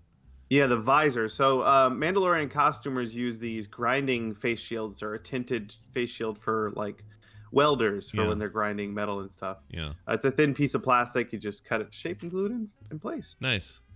And then anything else structurally inside to keep your head fitting it or whatever, or do you have to worry about that? I just hot glued some upholstery foam in there, some squishy foam, so it fits nice and snug on my melon. Yeah, and you have a normal size head, so you're fine. You're not like mine's a little big, about 23 inches in circumference compared to the national average. Only Bill and people like him would actually know the inches offhand like that because you have to build stuff for yourself all the time. Yeah, and I had to provide a scale reference too for people downloading this. Right. We should get a size for a head measurement for Scott too. I think. We want to talk about the national average. It'd be embarrassing. It'll be so embarrassing. I have the worst size head. It's a giant head. I also made a foam head for a head form to put the helmet on. Oh, cool. So I had to make a replica of my head out of foam. Nice. So I'm pretty intimate with the dimensions of my own head right now. So you've got a life cast, but then you've also got a foam head replica. Yeah. I made that for other people if they want to get a life form or not a life form, a head form. Yeah. I made a pattern for that. That's for sale over on the website. Yeah, if they ever want to make a Builder and Love doll, they have all the things they need. You can do whatever you want with it. Yeah, he's not. Aren't you worried? No judgment. You worried about what people might do with that? No judgment. No, I'm going to the website to update the product description. Yeah, maybe you'll sell more. That's what I'm thinking. This is great. Well, as always, very cool stuff. Go check it out at punishprops.com, and the YouTube channel is where you will find the complete video of its construction. Perfect time for it because Star Wars is in the air. Bill, you always leave us a little nugget. What do you got this week? All right, I got a video from my buddy Bob over at I Like to Make Stuff. He made the rifle from The Mandalorian. Yes. In fact, I think Odin Abbott made one as well. So Odin makes, if you really want to dive into seeing how a couple of these rifles were made by fans, Bob made one and Odin made one. On the same day. Guy. Wow. Bob's I love amazing. That guy, man. He is and he's so nice. He just comes across as such a nice guy. And he is. He's slept on my couch before, and he's a nice dude. Did you wake up and all of a sudden you had like a brand new stand for your bandsaw or something? No, he had whittled my coffee table into a sculpture. It was amazing. I'm always impressed when this stuff is wood. Mm-hmm. Not that it's any easier to use any other material, but for whatever reason, that just strikes me as difficult to create a gun out of wood, you know? And it's funny because, like, if I was going to make this rifle, my impulse would not be to first go buy some wood. By the way, I love how you used rifle and impulse in the same sentence. Yeah, well done. Impulse rifle. I like it. Very good. Well done. It's Bill Duran, everybody. punishprops.com. And, of course, Chinbeard on Twitter, where you can follow all his daily musings. Have a fantastic week, and we'll see you next time. Toodaloo. Bye now. All right. Very cool. Good one today. Look at that. Yeah. I mean, they're always good. I like this. I love this EVA foam head. I mean, I think I might have to do this. I want to make a foam Brian head. I want you to as well. And then I want you to show me your foam head. Okay. I want you to put it behind you. Oh, by the way, you'll like this. I needed to make an alt character that I just needed to have for a name reservation in Elder Scrolls Online. And I decided, since it was just holding a space, I made a guy look exactly like, well, not exactly like you, but as close to you as I could. So I have now a character named, what name did I even hold? I forgot what. Dude, anyway, I need a screenshot of this. I'll get his thing today, and you can see it. But it was as close as I could get to you without it. Everybody's looking super chiseled and just different than normal people. But it's as close as I could see get. What you're saying, yes. But you're a Nord, so you're like from the Skyrim people, Okay. And I made I'm so you Nord right now. I got you a decent goatee. It's good. I'll get a screen cap and send it to you. I forgot to tell you about that. I meant to, but whatever. All right. Justin Robert Young. One enters, one leaves. He's the one that enters. And we'll bring him in here. I got a couple questions for him. One of them is dumb and the other one's good. So here's this. These are their stories. Oh, I'm terrible with names. Justin Robert Young, welcome to the program. How are you? What's up, fam? Hey, what's going on? Hey, just doing a show. No audio issues. Look at that. We came off an ANTP with no audio issues, followed by TMS with no audio issues. Yeah. Well, except to your Dr. Joe or whatever it was yesterday with that weirdness. That was kind of funny. That wasn't his fault. It wasn't jury's fault. Oh no, I'm not saying it's jury's fault. No, nothing's I'm jury's saying, fault. Jury. Well, none of it's ever jury's fault. No, it's always Discord or Zencaster's fault. I know. I mean, this is you guys. This is a you guys thing now. Congratulations on your bit. Yeah, you bet. It's we're workshopping it. Still not ready for our full set, but we'll get it. Hey, Justin's here, everybody. He comes on Tuesdays, talks about sometimes politics, sometimes pop culture, sometimes the mix of the two. I actually have two questions today. One is about politics. The other is about pop culture, specifically the Watchmen show on HBO. Sure. And I want to kind of get your take on it. You said something yesterday that made me think that you kind of nailed the reasons why that show may not be landing on you the way that you had hoped. So we'll get to that in a second. But before that, how big a deal is it, or isn't it, that tomorrow we get public hearings, like live public hearings? Do you think this is a big sea change in the whole impeachment thing? Is it nothing to worry about? Is it all hooey in the wind? I'm eager. This a don't get your hopes up kind of situation. Or even if you hope it doesn't work, do those people should not get their hopes up? Like, is this neutral? Like, what is this? Is this just part of the process, or is it a big deal that now everybody watching C-SPAN can get their face full of this? Well, so that's a lot of possible ways to categorize it. Yeah. If I were to pick one, I wouldn't. I would make up my own, which I will say is, look, this is an inflection point. This is a moment where if something is going to happen, it will likely happen now. And by that, I mean, if the Democrats have something that is more damning than what they have released via transcript up till now, then this is when it would be displayed. If there is a public outrage that has yet to be registered by way of the news that has come out, then this is when we will see it, because it will have a wider platform. I would say from now on, understand two things that are very important. Number one, the first vote that was taken had no Republicans crossing the aisle.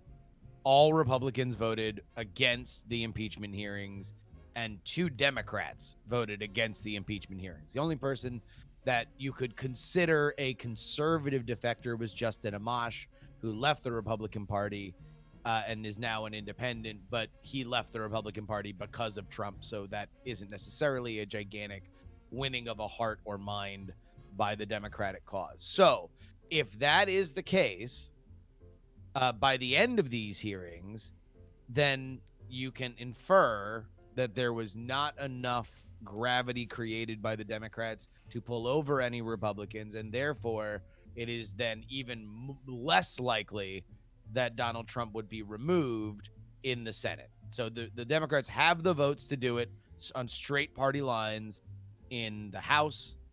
They don't obviously have enough votes because they don't have a majority, let alone the supermajority that they would need to remove the president in the Senate. So unless something changes, then that is the course that we are on. Now, the Democratic argument is, well, regardless of whether or not we can remove him, we're going to hang a big fat scarlet letter on his presidency. Republicans will be disheartened to go out and vote for a president that has had such scandal in his past, and that will damage his ability to win, not only in 2020, but it will also damage the ability for Republican and Senate candidates for the Republican Party to win in 2020 as well.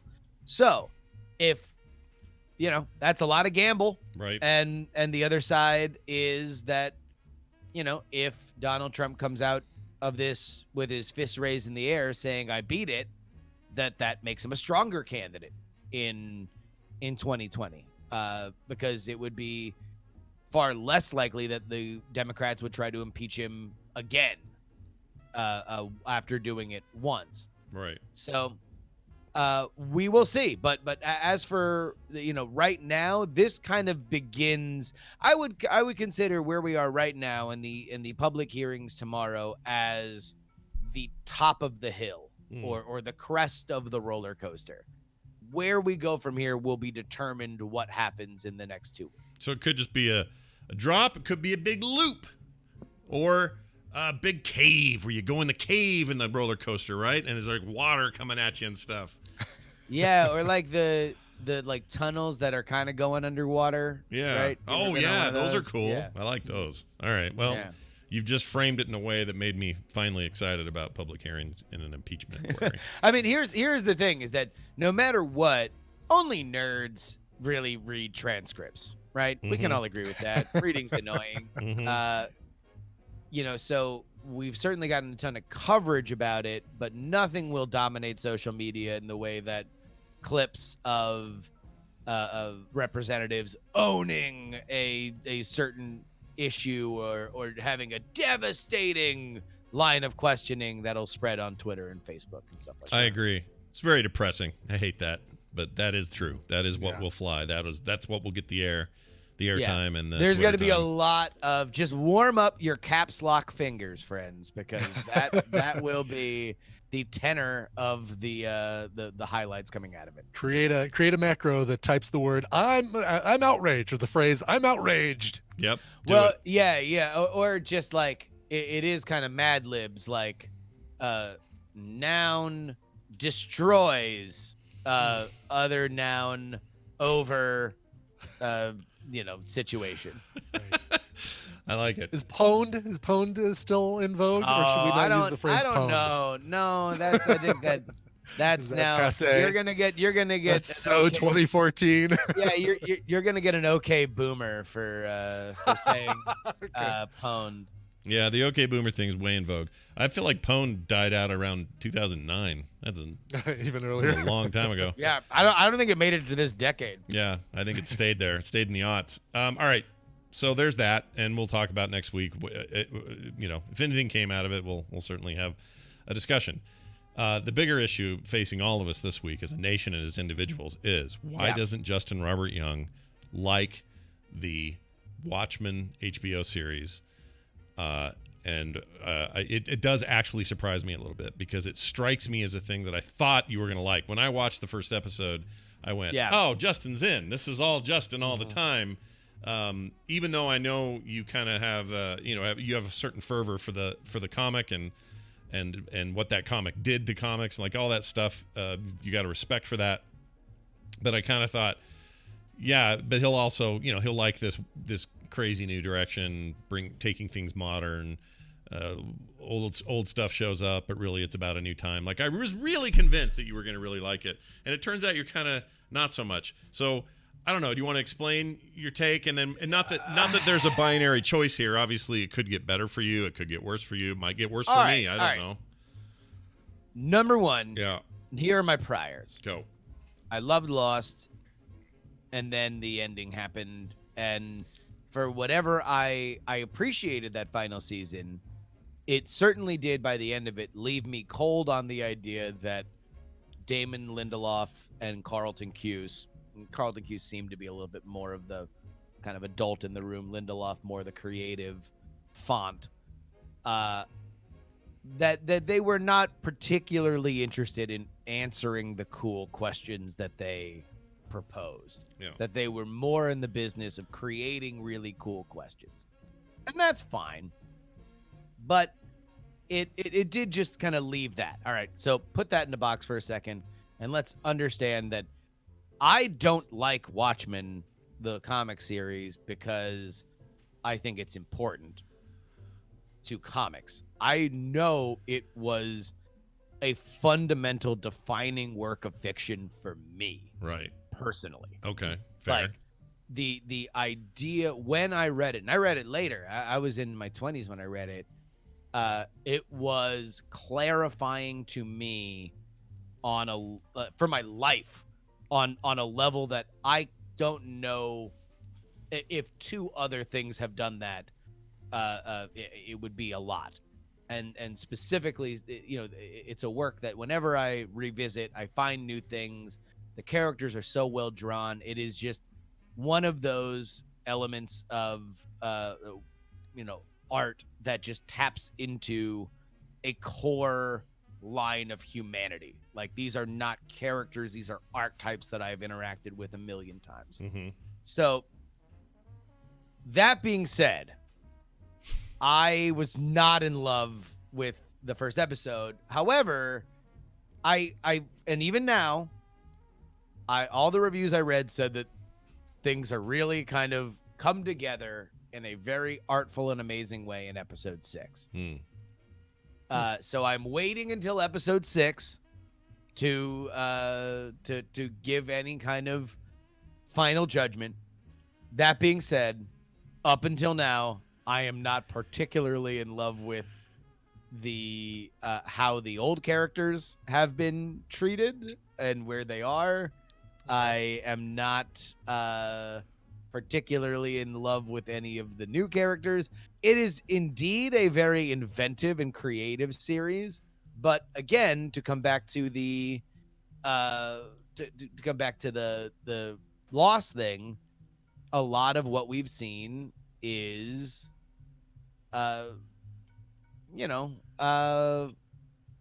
really cool questions. Yeah. And I just don't know how much faith I have in the answers. So we have this theory last night that came up that I think I agree with, that after Lost, which was your Lindelof connection, and where all that went wasn't that happy for you. You didn't see The Leftovers, which for a lot of us was redemption for him. Or it was a chance for us to see how he'd do, because that show immediately also asked a lot of really interesting questions and immediately got in some really crazy, interesting scenarios. And I remember going, oh, he's going to do this again. Like, we're going to get to the end of this and you're going to go, oh, can you please stick the landing? And he won't do it. And then he did. Like, really stuck the landing on Leftovers. That is an amazing show. I loved it. And I loved how it ended. And I love the actors who really blossomed in that. Carrie Coon's like a national treasure now. I just freaking love her. Fantastic. Yeah. And she was so good in that. Proxima Midnight. Yeah, Proxima Midnight. Heads. That's right. She was also good in that season of Fargo. But anyway, she is just amazing, and she came out of that, which is just a revelatory performance. But anyway, that was an amazing show. So when I heard, his next project is Watchmen, all my confidence was back. I was like, yeah, I know I'm going to get the thing he's good at, which is all the setup. That's a given. But I now feel better that he'll take us someplace and not leave us hanging dry. And I really think that might be the difference. There's a bias I have now in the positive that he will do this right. I have, and to be fair, that is something that I've noticed, is that you and Brushwood and everybody else that I know that saw Watchmen do not have the same pessimism that I share of whether or not he is going to be able to answer these questions that are being proposed, and how many times it's going to just be another four-toed statue. So yeah, I mean, look, again, I am here are two things that I hold to religiously. I am always for reboots. I am always for sequels. I am always for further explorations of those universes that we love. And I've always cited Watchmen as the reason why, because I do love Watchmen. I love that universe, and I would rather a million monkeys on a million typewriters continue to type if for the hope that we can get something that is cool and extends it. Now, that does not mean that I have to like everything that comes out. No, of course not. But I do steadfastly support that, and because Watchmen has always kind of been my example for that, I'm going to stick to this. And I'm not saying, well, there's some things that I think are bad, but like I'm giving it time. I'm not making any final pronouncements. Some of the dialogue's bad. But there were things I really liked. I started to really have an actual affection for the show, and at the beginning of this most recent episode, where they did a very cool Twilight Zone-esque kind of opening that I really appreciated and liked. I don't know how much it fits inside a Watchmen universe, because none of the show particularly feels very Watchmen-y to me. And in terms of the storytelling, one of the things I love the most about the Watchmen book is that everybody is always sharing everything they know. Yeah. Like, Rorschach is your entry into this story. He is on the hunt. It is a whodunit. He is constantly, there's no wasted effort as he goes from place to place to find stuff out. And if he doesn't trust somebody, you know that he doesn't trust somebody. And usually they're ne'er-do-wells that you don't trust either, right? Yeah. So you believe they're lying.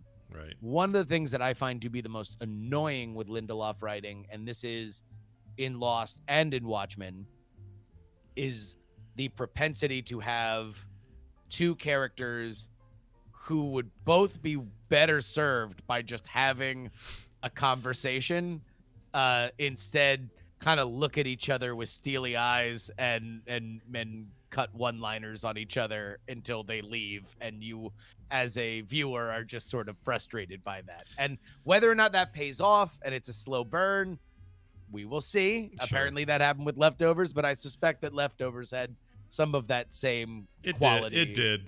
I mean, when you watch Leftovers, tonally speaking, like you recognize it, and there is some of that where you're like, well, this would just be solved if you just nut up and talk to him.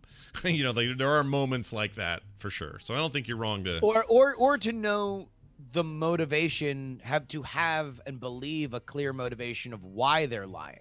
Right. Because there are characters in Lost that, I mean, one of the greatest twists ever is set up by characters lying to each other. Right. But that is done so sparingly that when it happens, A, oh my God, this was a lie. And B, it was covered up by us believing that he was telling our characters the truth. Right. And that's something that Lindelof for as much as I like that opening, the final scene in this episode's Watchmen, where two characters literally have a meta conversation about how annoying it is to drip feed somebody information, and how frustrating that is, I was not a fan of that. I felt personally attacked. Well, all right. So one of the things, I don't disagree with you on that tendency that he has in his writing, and that I don't like it always. But he has this other tendency in his writing that I do like, and maybe they're connected. But the Tim Blake Nelson character, he plays a character called Looking Glass. Yeah. I am infinitely intrigued by him. Not just because it's Tim Blake Nelson. That's a part of it. But that's what Lindelof does a lot. He'll put actor with character and then leave a big open space of question, and then I'm forced to wait a long time to find out what the deal is, but I start having a lot of world building happen in my head. I really like how he does that. But maybe I'm talking about the other side of the same coin that you're frustrated with. And I don't know. Maybe. I mean, look, I will tolerate no Tim Blake Nelson slander on this or any platform that I appear on. I will immediately walk away if anybody says a crossword about Tim Blake Nelson. He's a national treasure. Loved him and turned him into a toad. Go for Everett. Yeah. So yeah, look, he's awesome in everything. He deserves to be in more. I really like him as Looking Glass. All right, I'm gonna get into another thing that I'm not in love with. There's you guys are doing so well so far with no spoilers. Like I feel like there's this line. No. This is meta. Okay, good. All right, good. There's make me rip my headphones off in anger. Yeah. There's a little bit of, and it's funny because Simpsons did a bit of this, of Watchmen babies. Like there's a little bit of Muppet babies, like to some of these characters, where, you know, Damon Lindelof has gone out of his way to talk about how much his inner issues about doing this were wrapped around the idea that Alan Moore doesn't want anything to do with any more Watchmen stuff coming out at all. Ever. Right. And his name does not appear on anything involved in this. So, you know, there's just, man, there's a billion Easter eggs every episode. And at a certain point, it kind of becomes a little Notice Me Senpai. And I don't know. Again, these are little things that my brain goes to when the plot is, you know, so dense every frame. There's just a lot of stuff going on. I don't know what the hell it's about. I don't exactly know whose side everybody's on. I can take a few guesses. But apparently in episode 6, I'll know a lot more about what is happening. And until then, we'll just have to live in this world of like, oh, I don't know. What if all bad guys are good and all good guys are bad? It's like, that's it. I mean, to me, if that's what you took out of Watchmen, then we did not take the same stuff out of it. Right. But, you know, he's got the long form here, so we're not going to get clarity on that this early, right? Like he's even made hints. Do we? I don't know. Yes, you can. You can get. Can you? Well, you can get clarity on. I mean, again, look. That opening Rorschach monologue in the Watchmen book. Yeah. Right. Yeah. Mm-hmm. You know everything you need to know about that character in that monologue. Yeah. Everything else that goes from there is a richer exploration of that character. Yeah. You know that he's a detective. You know that he's gonna get his man. You know that he's a weirdo, and he is like, if he were alive today, he would be writing 4,000 word comments on Breitbart.com. Like, there's so much that you kind of get there in a way that I don't with any character on this show. And granted, not every we're talking about one of the greatest characters of all time in Rorschach, right? Mm-hmm. So not everybody needs to be that, but at times, man, could I do for a touchstone? Just some, and that's the thing that Lost had, right? Lost had Jack. Right. Mm-hmm. You knew that Jack was a good guy. Right. And let me, because I'm seeing this in the chat. I love Lost. I love Lost down to the final episode, because I did love the character so much, and I understood and could appreciate the fact that by the end of it, they're like, okay, so I know a lot of people were really into this for a science fiction show. It's not a science fiction show. It's a show about character. Mm-hmm. And so you like these characters. You love these characters. Here's our big character ending. But it did make me stop waiting for Godot when it came to those answers with him. Yeah, no, I get that. And the thing is, like Lost, really, the thing I like about Lost is it's not like you can say there was rough points in it, but I even like the Paulo Nikki crap, and like I didn't mind the weird mid stuff. It was fine. So to me, no, there are some episodes of that show where, and this is I blame more the fact that they were still in that we need to do 20 episodes, a season thing, where it's like, how many episodes did they do where there's just a noise in the woods and somebody's annoyed and trees shaking and a lot. Well, no. There was like one with Sawyer and a frog where there's just an annoying frog and he needs to go find it. And meanwhile, we find out that he used to run some, shortchange con in Tuscaloosa or something like that. Right. And then there was another one that was almost the exact same episode. But yeah, look, I will defend Lost. I really liked Lost. I just liked those characters enough that I was with it for the whole ride. This and is you could argue that we wouldn't have stuff like Emergence and Evil and Flash Forward and all of these other shows that came after. You could say X-Files did this too, and Twin Peaks did it long before that. Oh God, no. There was a period of like 5 years during and after Lost where every show was a Lost ripoff. Yeah. Right? Some of them had ex-Lost actors, and then they just of course, yeah. No, they all had Hurley. And, they all had the mysterious character that knew more than everybody else, like Locke. But yeah. I mean, I remember when Jericho was like, "Oh, what if Lost was just a town? It wasn't an island. We killed everybody else on Earth." I wanted Jericho to be good, or better. I guess I liked it kind of, but I wish it was better. Anyway. But yeah, no. I mean, Lost was a tremendous, a tremendous thing. And also, I remember I might have read Watchmen after I started watching Lost. Oh wow.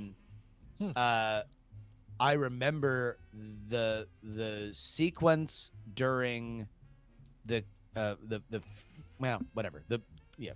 story begins with the comedian dying, a superhero dying. Yeah.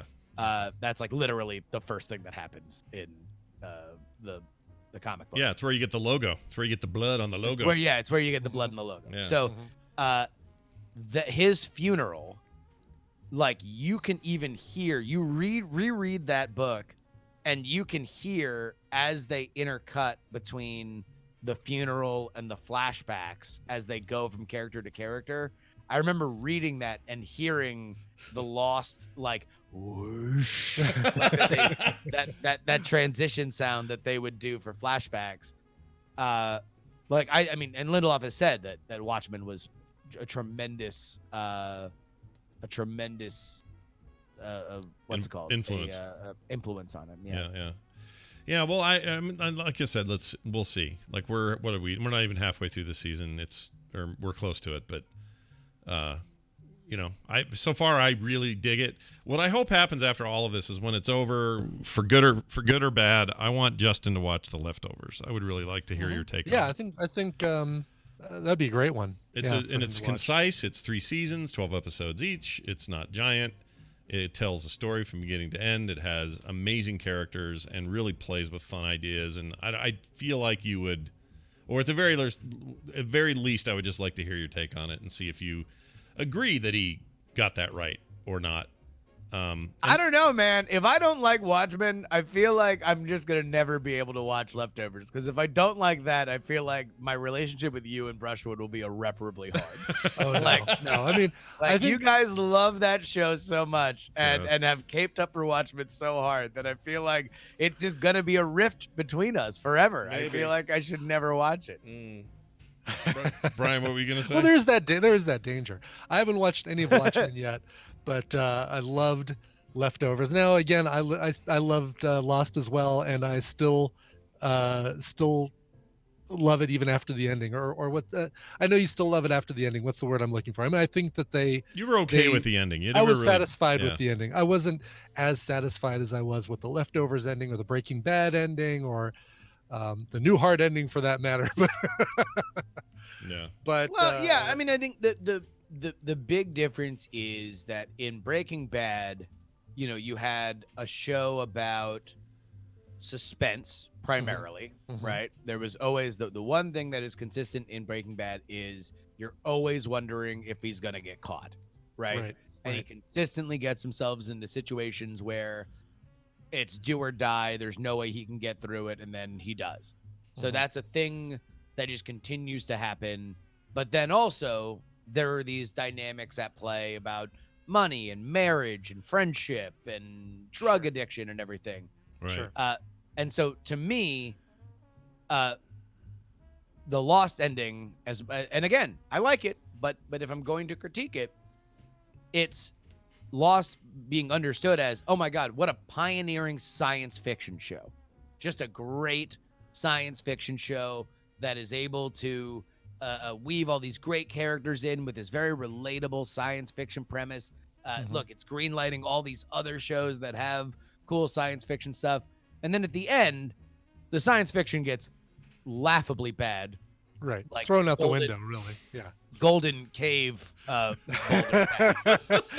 it turns into more of a fantasy show. And and so it's like, that would be like the final Breaking Bad season, not being another suspense thing, but rather being like a slapstick comedy that also really honored that also really honored the characters, though, right? You still got these great character moments, but instead of Walter White trying to figure out some daring escape, he all the guards slip on banana peels and break their necks. I mean, that's a fair way of putting that, I think. Yeah. Because you can, it's interesting because you can be true to those characters and totally f up the world, and I think Lost kind of did that, and that's why it was still watchable. And again, it's like I was fine with it because to me, it was 70-80% of a character show and 20% of a science fiction thing. Yeah. Like I would have derived pleasure from finding out that the smoke monster was nanobots, right? Right. But I was not hinging my enjoyment on that. And so I liked it, but I definitely stopped looking for whether or not nanobots existed. It's a really good line. If you're submitting titles today, chat room, I would suggest that line he just gave, which was, I would have found satisfaction in knowing that the smoke monster was nanobots. If that's not voted on today, then we're doing the title thing wrong. I'm just putting it out there.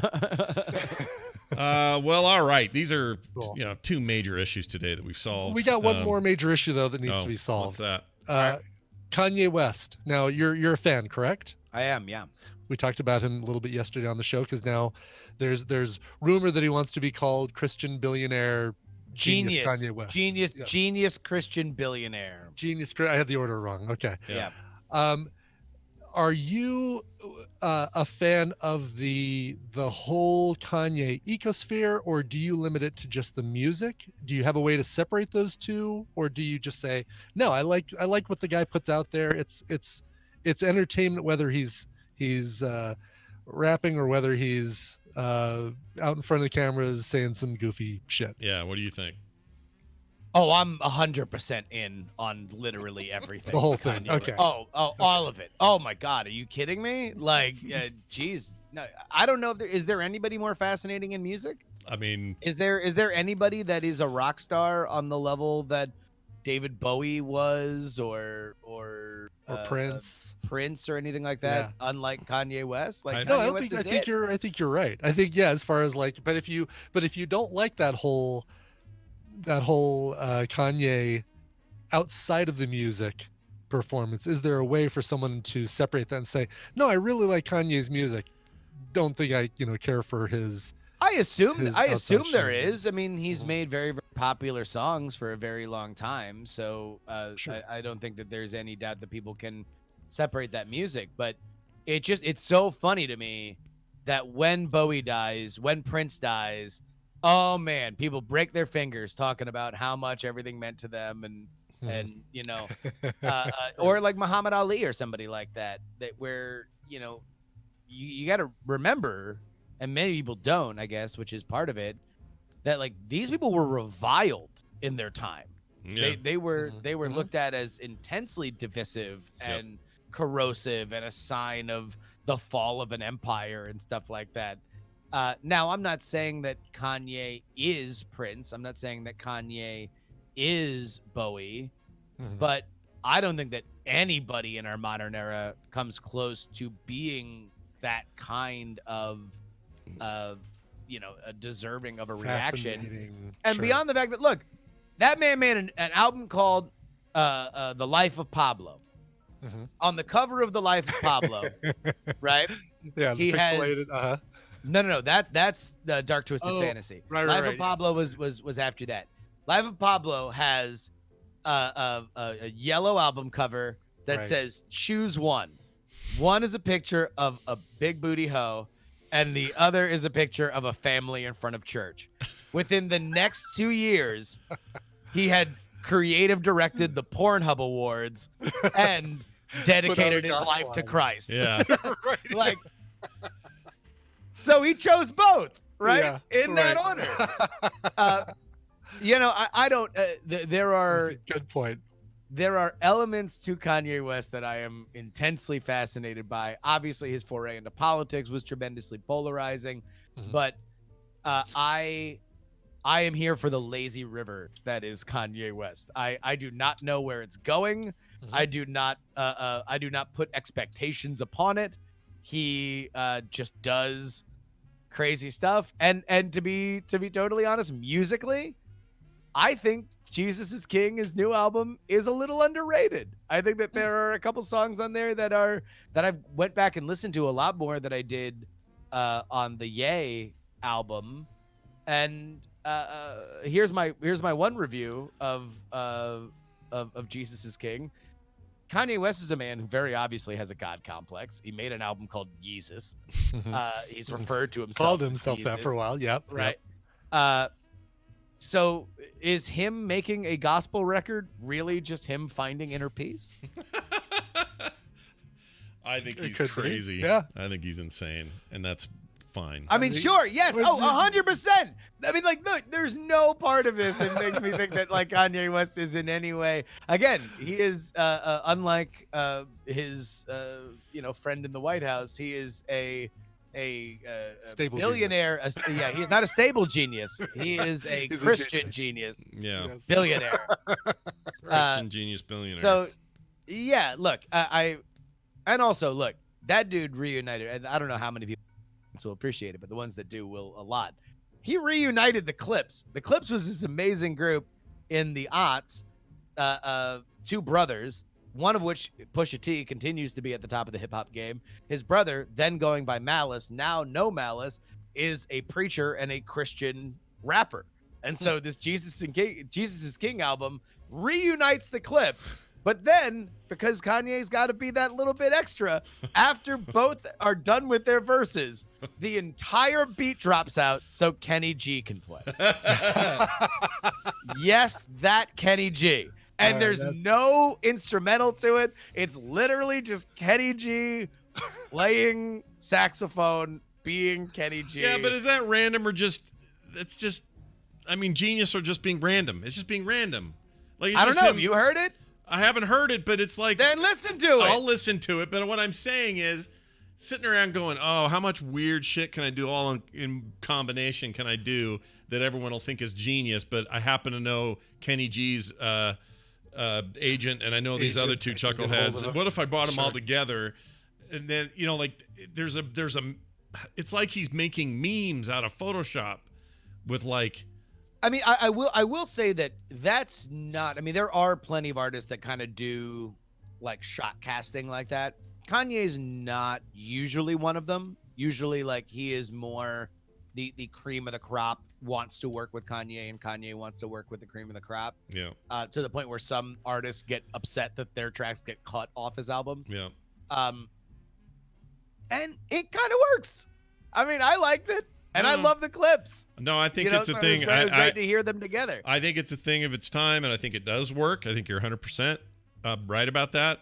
I think in some ways, though, it is just like a blender with stuff in it.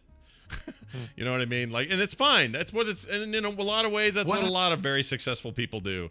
Like, would it have been as good if you would have pulled in Yanni instead of Kenny G? No, Kenny G was the right choice. It's the right choice. So genius. Yeah. So genius. Yanni would have been random. Kenny G was genius. Yeah. I mean, also understand this. Things that I have seen in my lifetime. Yeah.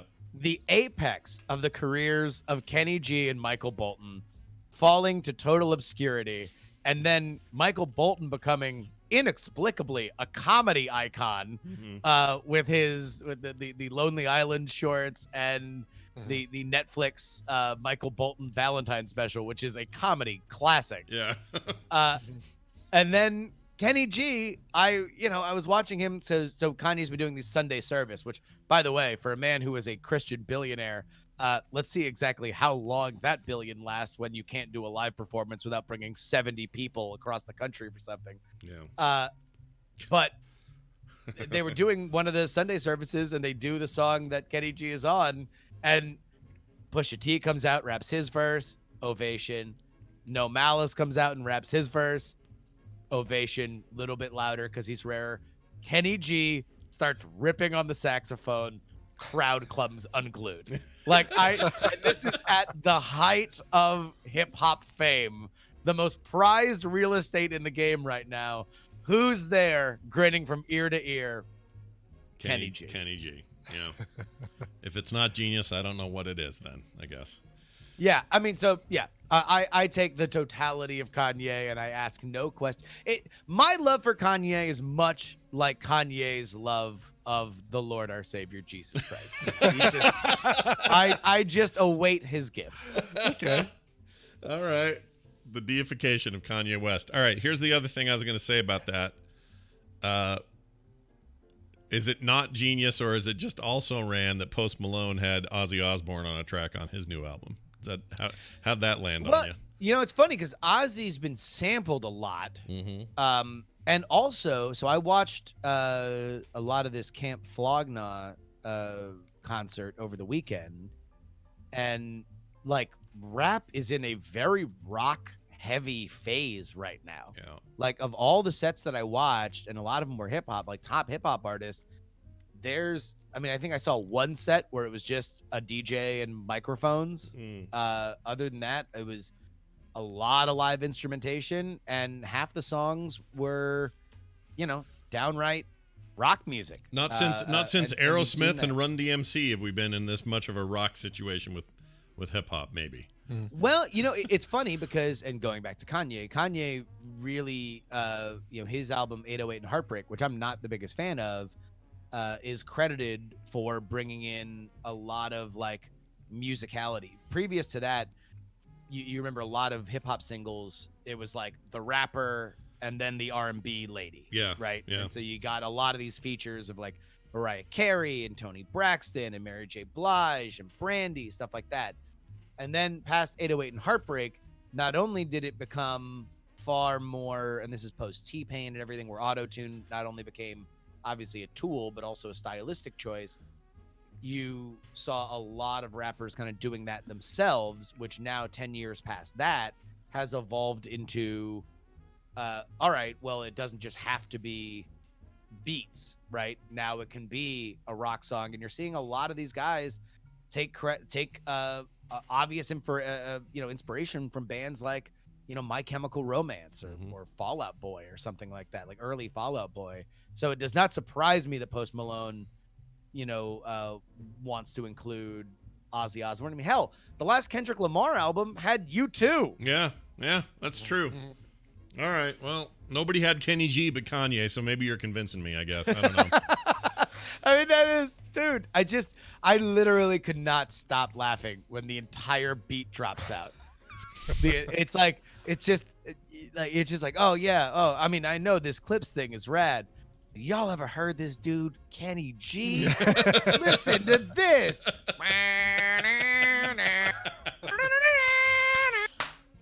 You sounded just like the Back to the Future guy. That was good.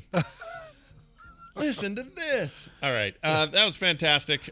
We will, of course, pick this up again next week when Jury's back. When he leaves, we play this. The jury will now retire. Before he does, though, he'll tell us anything going on this week that we should be tuning in for. What do you got? I know, obviously, the politics stuff is something that a lot of folks, either dig or don't dig. But I will ask you guys this. If you've not given the politics show a try in the last few months, I would encourage you to go ahead and sample it now. It's been through a gigantic change. Did you revamp it? I did. And to be honest, a lot of it came from working on America's Next Top Podcast. Oh, wow. Cool. There was a lot of stuff that I would re-listen to episodes about and I would be like, oh, I would rip me for this. This is bad. I need to change it. And that it's made a more professional show. It's not live to tape anymore. It is edited. It has a lot of archival sound, a lot of segments, and a lot more guests. So, do you replace your F-bombs with horse whinnies? That's what I need to know. I have not said this publicly. But the show is clean now. Yeah. Oh, what? Oh, I'm not. There's no way I'm subscribing now. Wow. The show. I mean, obviously, there's still my sensibility. Yeah. Which will always have, a bit of a different thing. But I haven't said it out loud because people get pissed if I say it out loud. But if I don't, nobody's emailed me saying, why don't you swear anymore? Sure. But so for folks, trust me, it's the same PX3. It is a better version of the show than it was before. And that is, go ahead and give it a shot because I'm very proud of it. And I think that people will really like it, especially if you're into something that is just as much about history and context and avoids the culture war at all costs, because that is not what I'm about. The one other thing that I want to say is I sent both Brian and Scott my new series, Raise the Dead, and either of them have listened to it. So if you can just remind them in the chat every day until they finish listening to it, that would be a great. It's sitting right in my email. It's sitting in my inbox right now. I just need to do it. As it is mine with a red flag. I gave you an RSS feed. I gave you an RSS feed. So you can just drop that RSS feed into the podcatcher of your choice. You don't have to listen to it through Dropbox. Just do me a favor and just drop that RSS feed and help me out, because I'm trying to release this thing a lot sooner than I might have. I think I told you guys when I wanted to. Yeah. Dude, I'm doing it. I'm doing it today because you've been so generous to come on as a judge for 2 seasons of ANTP. So the least I could do is now look, it's a big ask. Like, I'm asking friends, like, hey, like I was talking to Ashley, I'm like, yeah, nobody's really responded, and she's like you're asking people to listen to a 6-hour miniseries about American history. Yeah, like it's not an easy pill to swallow. So I'm gonna rely on you, the Tadpole, to please harass them until they do. All right, fair enough. I'm on it. Fair enough. We deserve it. I'm on it. Justin Robert Young. That is Justin R. Young on Twitter. And everywhere else you look on the internet, you just search for his name, and there it is. Have a fantastic week. See you next time. See ya. Bye now. All right. Yeah, there's no way I'm listening to that. Yeah, I'm not. F that. We're not listening to that shit. Are you kidding me? Forget that. I hope you heard that. All right, we're done. Thank you all for joining us for this extra long show today. Not too long, but a little long. No, it's good length. Good length, Scott. It's totally fine. Good length. It's more about width anyway. It's not, or girth. It's not about length. Right, exactly. Yes. We have plenty of girth. So enjoy us tomorrow for the same sort of stuff. We'll be back on Wednesday for yet another episode of this here show, The Morning Stream. If you like it, throw your support at it over at patreon.com/TMS. We'd really, really appreciate that. And if you're hunting down everything else you need from us, it's over at frogpants.com/TMS. We will now leave you with a song in your heart. Brian will play it. What do we have? Oh, in your heart? Sure, this could be in your heart. This is in my heart, and it's in Michael's heart. He wrote in, Clone Hot Dogs in chat. He got married on November 9th. That was 3 days ago. Nice. He actually called in about honeymoon recommendations, if you remember that. I think there was it was like a call now segment. He asked about that. Right. This Must Be the Place, Naive Melody by the Talking Heads, was their first dance, and he wanted to hear a cover. Boy, do I have a lot of covers of this song. This is one I have not played on this show, though, and it's a fantastic one. It is by a band called The Dead Leaves. They released this in 2012 on a compilation for Ministry of Sound called Uncovered Volume 4, and it is such a great version of it. A lot of strings and stuff. Really, really cool. The Dead Leaves, This Must Be the Place, Naive Melody. This show is part of the Frog Pants Network. Frog Pants Network. Get more shows like this at frogpants.com. Beep! I forgot I put that in that slot. I love that. Makes up for my near F